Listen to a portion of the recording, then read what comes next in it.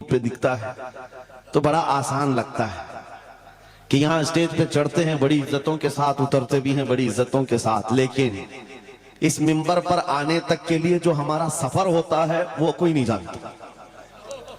کبھی کبھار 25 گھنٹے، کبھی کبھار 36 گھنٹے کا سفر۔ میں یہ مثال اس لیے دے رہا ہوں، اس سجے ہوئے سنورے ہوئے ماحول کو دیکھ کر کچھ لوگوں کے دماغ میں یہ بات آتی ہے حضرت رئیس اشرف صاحب کو پکا پکایا ہوا حلوہ مل گیا۔ یہ جنگل کو منگل بنانے میں کئی سال بیت گئے، ہزاروں سال نرگس اپنی بے نوری پہ روتی رہی، بڑی مشکل سے ہوتا ہے چمن میں دیداور پیدا۔ آج بدگمانی کرنے والوں کی ایک الگ قطار ہے، ان لوگوں کو ایسا لگتا ہے کہ ماحول جم گیا ہے اور ان کو پکا پکایا ہوا ملا ہے۔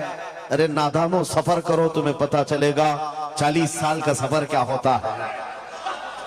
نعرہ تکبیر، نعرہ رسالت، عرص سرکار شاہ میرا، ہماری طاقت ہماری ہمت۔ ارے کسی قصبے سے، کسی دیہات سے کوئی ایک چھوٹے خاندان کا طالب علم آ کر کے بس گیا ہوتا تو سمجھ میں آتی بات کہ گھر بھار کچھ نہیں ہے، کھانے پینے کی کمی تھی، نکل گیا تھا۔ لیکن یہ اس خاندان سے آیا ہوا شہزادہ ہے جہاں اکابر وقت اپنے تاج جوتیوں میں رکھنے پر فخر محسوس کرتے ہیں۔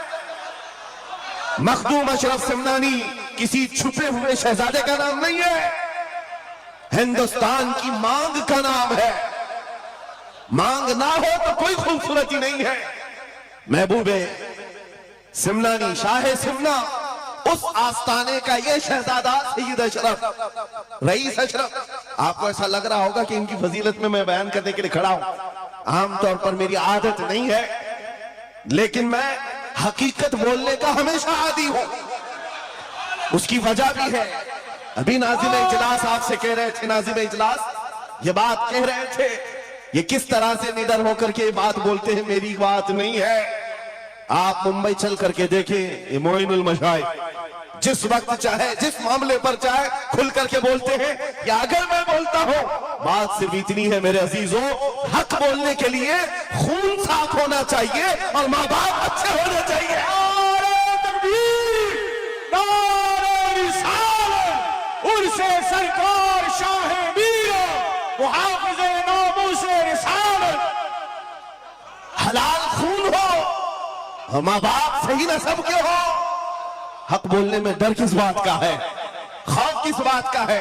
میں بات اس لیے کہہ رہا ہوں، کوئی اگر کسی دیہات سے کسی جگہ سے نکل کر کے آیا ہوا ہوتا، حالات کا مارا ہوا ہوتا اور آ کر کے کسی جنگل میں کوئی گھر بنانے کی کوشش کر رہا ہوتا تو تم یہ کہتے بنگلہ دیش سے آیا ہے بیچارہ، برما سے آیا ہوا ہے بیچارہ۔ یہ اس آستانے سے آیا ہے جہاں وقت کے بادشاہ بھی اپنی نسبت پر فخر کرتے ہیں۔ شاہ سمنا کا سید رئیس اشرف کو کیا کمی تھی؟ کیا ماں باپ کمزور تھے؟ کیا خاندان کمزور تھا؟ کیا ان کے پاس نسب کی کمی تھی یا دولت کی کمی تھی؟ کچھ نہ ہو کر کے اگر سب چھوڑ کر ایک جنگل میں آ کر آباد ہوتا ہے، یہ آل رسول کی شان ہے، یہ آل رسول کی شان ہے۔ اس لیے میں آپ کو بلا مبالغہ یہ بات کہہ رہا ہوں، مجھے فخر ہے اس بات کے لیے کیونکہ میرے باپ نے بچپن سے ہمیں 3 چیزیں سکھائی ہے جو رسول پاک کی حدیث ہے۔ میرے آقا نے فرمایا علموا اولادکم 3 خصال، حب نبیکم وحب اہل بیتہ وتلاوت القرآن۔ میرے آقا نے فرمایا اپنے بچوں کو 3 باتیں سکھا کر کے جانا۔ نمبر 1 اپنے نبی کی محبت سکھاؤ، نمبر 2 نبی کی اہل بیت کی محبت سکھاؤ، اور نمبر 3 قرآن پاک سکھا کر جاؤ۔ ہمیں بچپن سے ہمارے ماں باپ نے یہ تعلیم دی ہے، اسی لیے آپ اس چیز کو محسوس کریں۔ میرے لیے جو سرمایہ آخرت ہے جس کو میں سمجھتا ہوں، یہی وہ منبر ہے جہاں میرے ادھر بھی ادھر بھی وہ سادات بیٹھے ہوتے ہیں جو کرنٹ سے زیادہ مجھے پاور دیا کرتے ہیں۔ آج آپ کو کیا لگتا ہے میرے بازوؤں میں جو طاقت نظر آتی ہے، ایک ہی وجہ ہے، میرے باپ نے اہل بیت کے قدموں میں بیٹھنا سکھایا ہے، ان کا احترام سکھایا ہے، اور مجھے اس بات پر ناز ہے۔ ہزاروں کوششیں کر لی دنیا نے مجھے جھکانے کی، مجھے جھکنے نہیں دیتا دھرم زہرا کے بچوں۔ نعرہ تکبیر، نعرہ تکبیر، नारे हैदरी, अल्लामा मुफ्ती सलमान आसारी, अल्लामा मुफ्ती सलमान आसारी और से सरकार शाहे पीरा, लब्बैक लब्बैक लब्बैक या रसूल अल्लाह। लब्बैक लब्बैक या रसूल अल्लाह, लब्बैक लब्बैक लब्बैक या रसूल अल्लाह। मैं उन चीटरों से कहना चाहता हूं जो अपने जमात में बैठकर गद्दारी करते हो, अगर तुम्हें अहले बैत के चेहरों पर भी निफाक है, इनकी मोहब्बत में तुम्हारे अंदर बुग़्ज़ है, तो फिर अपनी आखिरत का सोचो, अपनी आखिरत का सोचो। किसके पास जाओगे, किसके पास जाओगे? आपको पता है उमर इब्ने खत्ताब व अमीरुल मोमिनीन, जिसके रौब से कैसर और किसरा कांपते थे, हजारों नहीं लाखों का लश्कर एक नाम से थर्राता था, लेकिन वही वक्त का खलीफा अमीरुल मोमिनीन उमर इब्ने खत्ताब जिस वक्त मिंबर पर खड़े होकर मस्जिद नबवी में खिताब कर रहा है, रसूलुल्लाह का बेटा, हम गरीबों का गमगुसार हुसैन आजम तशरीफ लाते हैं। मस्जिद में आकर मिंबर पर देखा और कहा, मेरे बाप के मिंबर से उतर जाओ, अपने बाप के मिंबर पर जाओ। ये किसने कहा? हजरत उमर ने नहीं कहा बच्चा कहां से आ गया। हुजूर के इंतकाल के बाद अहले बैत का सिलसिला खत्म हुआ, फौरन वक्त का खलीफा उतर आता है। अमीरुल मोमिनीन मिंबर से नीचे आ गए, घुटने जमीन पर रखा, घुटने जमीन पर रखा और कहा, शहजादे आपने बिल्कुल सच कहा, ये मिंबर आपके बाप का है, ये आपके नाना का है, मेरे बाप का कोई मिंबर नहीं। उमर के पास जो कुछ है वो आपके नाना का है, जो कुछ भी है वो आपके नाना का है। खाते हैं इनके घराने का, भोगते हैं इनके घराने पर। ये न मिजाजे फारूकी है, न ये मिजाजे सिद्दीकी है। आपको मैं बताऊं, फिर हजरत उमर ने क्या कहा, अगर शहजादे आप इजाजत दे दें तो मैं मिंबर पर चढ़ूं। उनके सामने बोलने की जसारत किसकी थी? लेकिन रसूलुल्लाह की आल हमारे लिए सरमाया आखिरत है। ये नबी पाक की आल की मोहब्बत ईमान की अलामत है। बेटा उमर फारूक रज़ी अल्लाह ताला अन्हु का है, आम नहीं है, वो भी सहाबी रसूल हैं, सहाबी रसूल हैं। बाहर किसी मामले में तकरार हो गई इमाम हुसैन के साथ, वो हजरत अली के बेटे या हजरत उमर के बेटे। आपको ऐसा लगता हो तो सुनो, हजरत उमर तो खिलाफत पर थे, हजरत अली नहीं थे उस वक्त। हो सकता है छोटी उम्र में कुछ बहस हो गई, बहस होने के बाद ये तकरार हुई तो इमाम हुसैन ने अब्दुल्ला बिन उमर, हजरत उमर के बेटे को सिर्फ इतना कहा, तुम मेरे से क्या बहस कर रहे हो, तुम्हारा बाप मेरे नाना का गुलाम है, तुम्हारा बाप मेरे नाना का गुलाम है। हजरत उमर के बेटे को ये बात लगी कि कैसे मुझे ये टॉन्ट, कैसे मुझे ये ताना।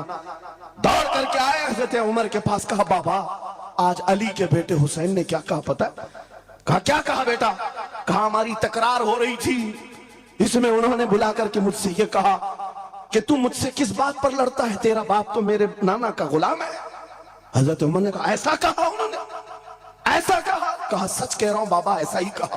कहा बुला ला हुसैन, बुला ला। तलब किया गया, इमाम हुसैन को बुलाया। बेटा हजरत उमर का, हो सकता है उस वक्त उनको ये ख्याल हो कि शायद जज्र तौबीक हो जाए, डांट डपट हो जाए। हजरत उमर आते हैं, कहते हैं ऐ हुसैन इब्ने अली, ये मेरा बेटा जो कह रहा है क्या ये बात सच है? क्या आपने इसको ऐसा कहा कि तेरा बाप मेरे नाना का गुलाम है? इमाम हुसैन ने कहा हाँ सच बोलता हूं, हाँ मैंने कहा। कहा कह के बताओ कैसे कहा, कह के बताओ कैसे कहा? कहा मैंने इनसे कहा तेरा बाप मेरे नाना का गुलाम।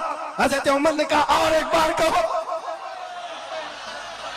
फिर कहा और एक बार कहो। उसके बाद उमर इब्ने खत्ताब की आंखों से आंसू निकले। कहा अपने बेटे को क्या बेहतरीन तकरार करके आया है, ये हुसैन यहाँ गवाही दे रहे हैं, कल क़यामत के दिन ये इतना कह दे मेरी जिंदगी वसूल है।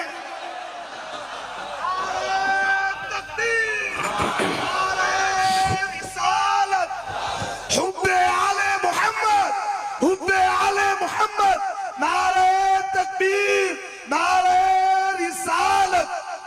सच बता रहा, डॉक्टर साहब यहां आकर के अभी जो लंगर की कैफियत बता रहे थे, और उनके पढ़ने से पहले मैं भी लंगर खा के आया। आपको एक सच्ची बात बता रहा हूं, शाह मीरा के सामने मिंबर पर बैठा हूं, मुझे आखिरी वक्त तक ये ख्याल नहीं हो रहा था कि मैं किस बात पर बात करूं, मैं बयान किस चीज पे करूं। मैंने जो कुछ शुरू किया था, शायद ये शाह मीरा ने मुझसे बुलवाया। अब सुनो, जो कुरान पाक की मैंने आयत पढ़ी, रब ने फरमाया वअतसिमू बिहब्लिल्लाहि जमीआ, ऐ लोगों सब के सब अल्लाह की रस्सी को मजबूती से पकड़ो। अल्लाह की रस्सी क्या है? क्या ये आसमान से नीचे लटकती है? कोई रस्सी है जिसको पकड़ना है? मुफस्सिरीन से पूछो, कुरान की तफसीर करने वाले कहते हैं अल्लाह की रस्सी मुहम्मद रसूलुल्लाह है और उनकी अहले बैत है। उनके अहले बैत को अल्लाह की रस्सी कहा गया है। सबके सब मिलकर के अगर इस रस्सी को पकड़ ले, मेरे अजीजों, ये इख्तिलाफात, ये इंतशारात, ये जिस कदर आज हमारे दरमियान तफर्रुका शायद नहीं होते। हमारा मरकज, हमारा मावा, हमारा मलजा एक ही है।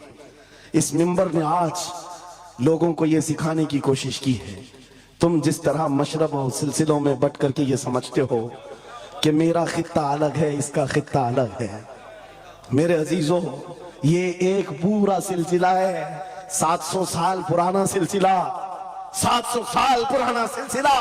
मगर इस मिंबर पर बैठ करके इसको